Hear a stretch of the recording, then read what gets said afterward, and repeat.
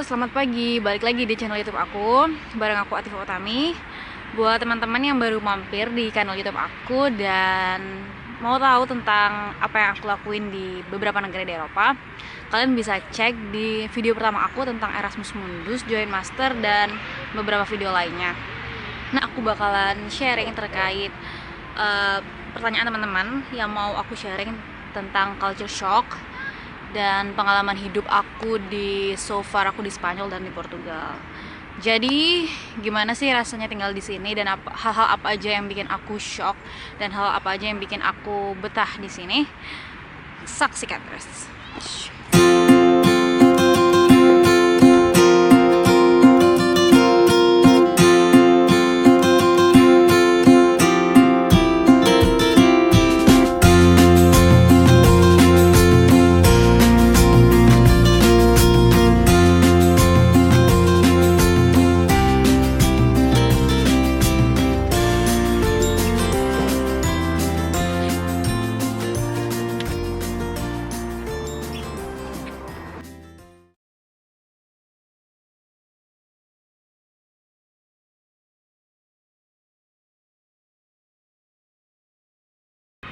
Hal yang bikin aku shock adalah siesta. Jadi di Spanyol itu ada namanya tidur siang nasional gitu guys. Jadi dari jam 2 sampai jam 4 mereka semua tuh istirahat, nggak ada toko yang buka, nggak ada kantor yang buka. Jadi benar-benar istirahat tidur siang kayak gitu. Dan itu shock banget karena waktu itu aku sampai di sana tuh siang dan butuh koneksi gitu, koneksi internet, jadi butuh beli kayak pulsa gitu dan nggak ada yang buka gitu kan. Dan it shock me gitu. Jadi pertama hal yang bikin aku shock adalah siesta. Tapi ke belakang-belakang itu aku jadi suka siesta karena bisa tidur siang. Maksudnya tidur siang nasional gitu kan, kapan lagi gitu kan. Dan itu seru banget sih. Oke. Hal kedua yang bikin aku shock di Spanyol adalah mungkin orang mikir kalau di luar negeri itu orang-orangnya bakal kayak cuek-cuek gitu kan ya, dan atau mungkin kayak individualisme sebodoh, tapi nggak buat Spanyol. Jadi Spanyol itu adalah negara dengan orang-orang yang sangat hangat, orang-orang yang sangat ramah, orang-orang yang sangat touchy. Jadi mereka suka peluk, suka cium, suka yang you gonna feel like you're in a big family. Karena that's how Spain treats people gitu, even stranger. Dan aku amazed sih. Jadi hal yang aku kangenin dari Spanyol itu adalah orang-orangnya juga. Ya, lanjutannya adalah bahasa.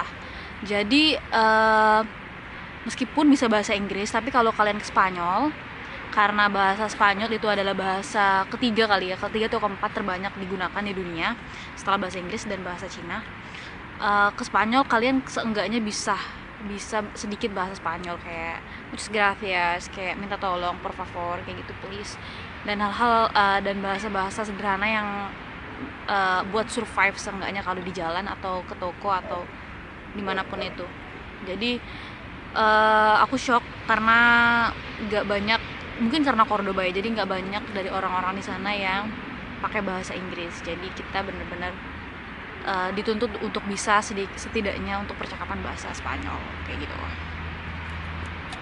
Oke. Yang bikin aku shock lagi adalah kan aku tinggal di Cordoba waktu itu, dan itu puncaknya summer gitu kan ya, September, Oktober gitu. Itu bisa sampai 44, bisa sampai 45, dan bahkan kata dosen aku itu dulu zaman dia masih ngajar gitu, bisa sampai kalau nyebrang di aspal itu nyebrang sampai lengket gitu sepatu.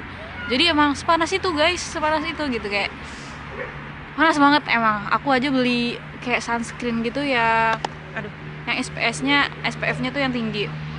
Dan kita satu flat itu berlima, aku sama teman aku dari Azerbaijan dan sama teman aku lainnya dari Argentina. Kita nggak berlima, berempat. Dan rumah kita itu kan manual, jadi nggak pakai gas meteran, jadi pakai gas yang tabung gitu kan. Dan waktu itu gas kita tuh habis, dan kita pikir kalau gas habis tuh kayak ya udah beli gitu di pom bensin, karena kita pernah lihat ada gas gitu kan, Repsol, Cepsa gitu, yang kita pakai Cepsa. Nah, itu ada di pom bensin, dan kita pikir tuh bisa kayak ganti di sana gitu kan ya, bego kan ya. Dan ternyata waktu kita keluar bawa itu gas bertiga, udah nunggu di halte, terus taksi nggak mau, ternyata taksi dan bus itu tidak diperbolehkan untuk mengangkut gas. Itu kan mungkin barang yang berbahaya gitu ya, tidak boleh masuk ke kendaraan. Jadi ya udah, kita stuck hari itu, nggak mandi air hangat, nggak bisa masak, bego kan. Dan kita cari tahu ternyata Kepsa ini tuh lewat tiap hari jam 7 sampai jam 10, dan kita harus pesennya itu via websitenya. Jadi pesan via website, masukin spesifikasi gasnya apa, kayak berapa kilo gitu, terus juga butanol apa yang beda-beda gitu, dan nanti akan dikonfirmasi, oh Anda sudah pesan. Nah nanti 2 hari baru sampai. Itu bener-bener di depan pintu sih dianterin gitu. Jadi itu sih kalau masalah gas itu kayak apalagi ya. Jadi makanan. Nah kalau ke restoran di Spanyol itu bisa ada porsi kayak seperempat, setengah, sama 1 porsi, karena porsinya akan gede kan. Dan makanan-makanan yang terkenal kayak kalau di Cordoba itu ada salmorejo, flamenco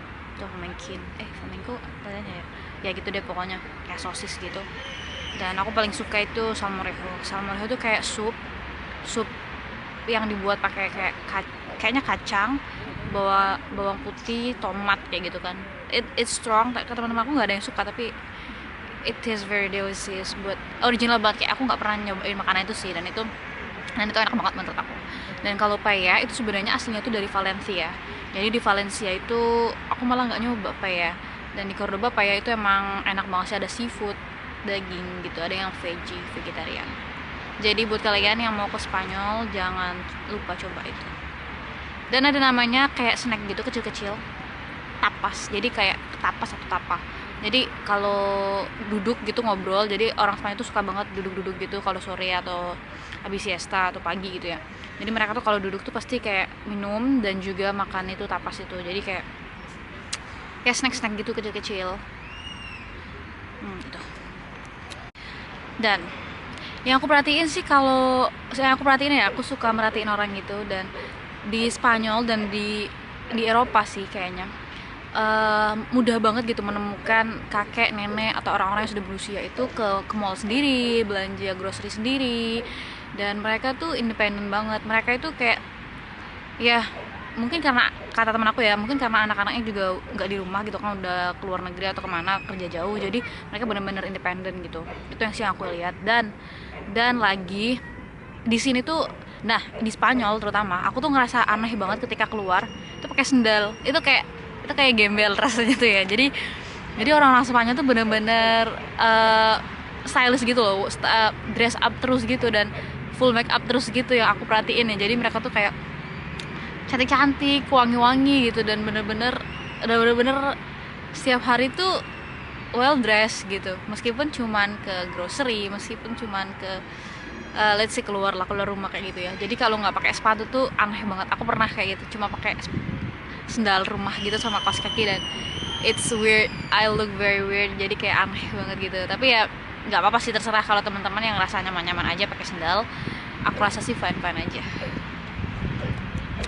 Nah di Spanyol waktu itu ada namanya kayak konsules gitu, jadi kayak duta kota, jadi kayak duta turis gitu buat kota-kota, di kota-kota kecil. Jadi waktu itu aku pernah ikutan program dari kampus yang melibatkan mahasiswa internasional untuk ikut andil dalam tur itu. Jadi tur ke daerah-daerah kecil gitu di konsules, atau kayak distrik-distrik kecil di kota besar. Jadi kayak Cordoba ada konsules kota-kota kecil gitu. Itu menarik banget, tapi sayangnya it's full in Spanish, jadi aku nggak ngerti gitu, karena itu baru 1-2 bulan gitu kan di Spanyol, dan lumayan sih, tapi pengalamannya lumayan banget karena kita datang ke pabrik coklat, datang ke pabrik satu coklat sih, coklat bonbon gitu ya, manisan kayak permen-permen gitu.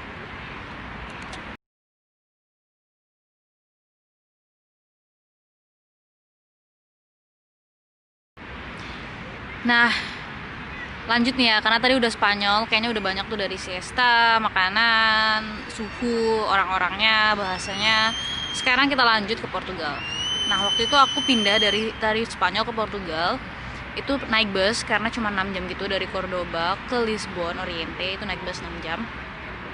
Dan karena bahasa Portugis Spanyol mirip-mirip, jadi kita nyebutnya kayak Portunyol gitu, jadi campur-campur Portugis Spanyol atau English. Aku sih lebih ke English ya, karena nggak jago-jago banget juga di Spanyol dan Portugis. Dan itu juga menjadi hal yang penting buat teman-teman kalau mau ke Portugal, bisa sedikit-sedikit bahasa Portugis. Aku tinggal di Lisbon, jadi kota besar, jadi benar-benar kapitalnya Portugal itu Lisbon. Dan biaya hidup pastinya itu lebih mahal daripada di Cordoba. Kayak sewa aja itu aku yang paling murah itu 250 euro, sedangkan di Spanyol itu 180-an euro kayak gitu kan. Dan itu dari itu udah beda gitu. Dan orang-orangnya kalau mau tahu mungkin nggak se-ekstrovert orang Spanyol, tapi mirip-mirip. Dan ya, tapi sebenarnya orang Spanyol lebih ekstrovert gitu ya. Dan itu sih yang aku rasain kalau di Portugal. Di Portugal nggak ada siesta, jadi nggak ada tidur siang nasional. Jadi kayak biasa aja, kelas juga selesainya jam 1:30, 1:30 kayak gitu. Tapi kelas aku cuma sampai awal Maret, karena abis itu kita lockdown, jadi nggak kemana-mana, bener-bener nggak kemana-mana. And aku ngerasa Lisbon lebih multicultural, lebih kayak diverse orang-orangnya. Jadi aku ngerasa kayak oke, aku nemuin orang yang pakai jilbab gitu ya, jadi kayak orang-orang berkulit tidak putih misalkan kayak gitu. Jadi bener-bener lebih diverse. Dan ngerasain nggak sih kalau misalkan kalian tuh merasa berbeda gitu kan, kayak contohnya aku pakai jilbab, dan ketika ke tempat yang lebih banyak orang dengan ragam gitu, dengan jilbab juga mungkin, atau dengan ya aneka ragam intinya, itu ngerasa kayak lebih aman gitu, kayak lebih acceptance-nya tuh lebih besar gitu ke diri sendiri. Jadi nggak ngerasa kayak gue diliatin gitu ya. Nah, secara geografis Lisbon atau Portugal sendiri itu secara keseluruhan itu hilly. Jadi kalau tahun 19 berapa, kalau nggak salah, aku lupa tepatnya, itu kan ada tsunami besar di Portugal memang. Dan Lisbon itu salah satunya yang dipengaruhi tsunami pada masa itu. Dan itulah yang membuat geografis atau kontur dari Lisbon itu sendiri tuh hilly, jadi kayak naik turun gitu loh. Di Coimbra juga sih kayak gitu, jadi berasa banget kalau jalan itu capek, karena emang kayak nanjaknya tuh banyak gitu. Abis turun banget mungkin nanjak banget kayak gitu. Dan itu sih yang beda banget dari Spanyol. Jadi kalau Spanyol kan datar, kalau Portugal tuh kayak gini-gini gitu, kayak berasa banget hilly-nya. Nah, kebetulan waktu di Portugal ini aku punya kesempatan buat tinggal di kedua kota yang berbeda. Jadi emang aku semester 2 itu kan emang harusnya di Lisbon, di Institut Politeknik Lisbon. Dan abis Covid, belum habis sih Covid ya. Dan pas Covid kan lockdown, terus aku pulang Indonesia, terus sekarang balik lagi. Dan aku balik laginya ke Coimbra karena ada project riset gitu lebih dekat dari Coimbra, tinggal aksesnya. Jadi aku tinggal di Coimbra. Dan yang menarik dari Coimbra adalah ini adalah kota pelajar. Jadi menarik banget, banyak siswa gitu, lebih banyak pelajar di sini. Nah, Lisbon juga sih, cuman Lisbon kan lebih kota turis. Nah, Coimbra ini lebih ke kota pelajar. Jadi apa-apa murah, dan juga dekat dari kampus tertua gitu di Portugal, University of Coimbra. Kalau teman-teman tahu yang seragamnya Harry Potter, itu terinspirasi dari seragam mereka di sini. Nah, gitu. Jadi enak sih tinggal di sini. Kotanya lebih adem dan juga lebih murah flatnya, dan lebih banyak mahasiswa, jadi berasa banget kayak sekolah gitu. Oke, jadi sampai situ dulu sharing aku terkait culture shock. Mungkin di lain kesempatan aku bakal sharing terkait hal lain di tempat-tempat lain yang aku kunjungi. I'm gonna share that in the next video, so don't forget to subscribe. Jangan lupa subscribe dan tunggu video selanjutnya. Bye bye.